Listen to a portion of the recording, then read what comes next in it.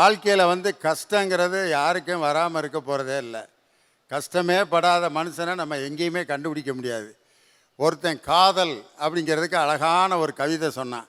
காதல், திருமணம், இது ரெண்டையும் ஒரே வரியில் சொல்கிறா அப்படின்னு சொன்னதுக்கு ஒரு வரியில் சொன்னான், இஷ்டப்பட்ட இருவர் சேர்ந்து கஷ்டப்படுவதற்கு பெயர் தான் காதல் அப்படின்னா.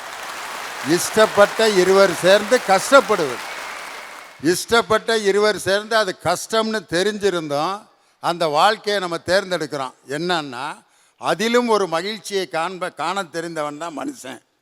ஒரு 1000 ரூபா இருந்தால் போதும், இன்றைக்கி நம்ம இந்த வாரத்தை ஓட்டிடலாம் அப்படின்னு அந்த 1000 ரூபாய்க்குள்ளே தன்னுடைய வாழ்க்கையை முடித்து கொண்டிருந்தால் எந்த ஒரு மனிதனுடைய வாழ்க்கையிலையும் பரபரப்பே இருந்திருக்காது.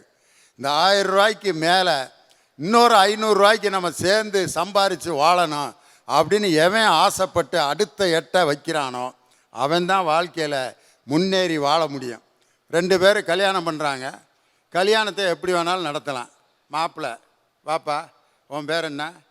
சதீஷ்குமார். பொண்ணு, உன் பேர் என்னப்பா? லட்சுமி. சதீஷ்குமார், லட்சுமி 2 பேரும் கல்யாணம் பண்ண விரும்புகிறீங்களா? வாங்க ரெஜிஸ்டரில் கையெழுத்து போடுங்க, இந்தா தாலி கட்டுப்பா. அங்கே இருக்க ஒரு 4 பேர் மட்டும் ஹோட்டலில் போய் சாப்பிட்டு கல்யாணம் முடித்தா வாழ்க்கையை தொடங்குங்க ஐயா, போயிட்டு வாங்க. இப்படியும் கல்யாணம் நடக்குது. இன்னொரு கல்யாணம் நடக்குது. எப்படி நடக்குது? வான வேடிக்கை மட்டும் 10 லட்சம். மாப்பிள்ளைய வந்து தேரில் வச்சு கூட்டிகிட்டு வர்றாங்க, அந்த தேரோட வாடகை 2 லட்சம். சீரியல் செட்டு 20 லட்சம், மண்டப வாடகை 60 லட்சம். மொத்தத்தில் அந்த கல்யாண செலவு 6 கோடி.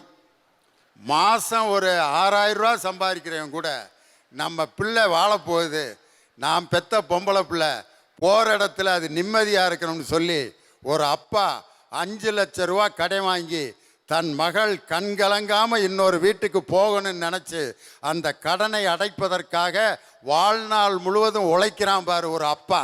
அந்த அப்பா இருக்கிறதுனால தான் இன்னைக்கு எத்தனையோ பொம்பளை பிள்ளைய சந்தோஷமாக இருக்கு.